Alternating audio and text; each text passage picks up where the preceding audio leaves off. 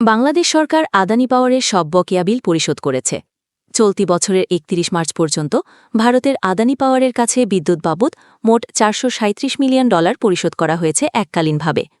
ভারতের শীর্ষ অর্থনৈতিক সংবাদ মাধ্যম ইকোনমিক টাইমস জানায়, এটি আদানির ইতিহাসে বাংলাদেশ থেকে পাওয়া সবচেয়ে বড় এককালীন অর্থপ্রাপ্তি, যেখানে আগে মাসে মাসে ৯০ থেকে $১০০ মিলিয়ন করে পেত আদানি।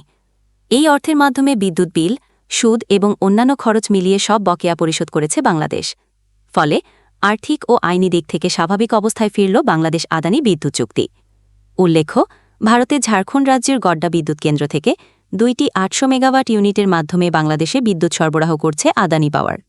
সব পাওনা মেটানোর পর বাংলাদেশ এখন চাহিদা অনুযায়ী ২টি ইউনিটই চালু রাখার নির্দেশ দিয়েছে।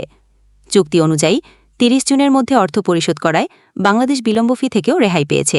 এছাড়াও এখন থেকে বিল পরিশোধে নিয়মিততা আনতে $১৮০ মিলিয়ন সমপরিমাণ এলসি খুলেছে সরকার এবং বাকি অর্থের জন্য দেওয়া হয়েছে রাষ্ট্রীয় গ্যারান্টি।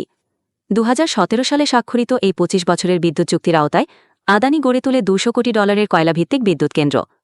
নতুন এই অর্থনৈতিক নিশ্চয়তার পর গড্ডা প্রকল্পটি আদানির মূল কোম্পানির সাথেই একীভূত করা হয়েছে, যাতে ব্যবস্থাপনা আরও গতিশীল হয়।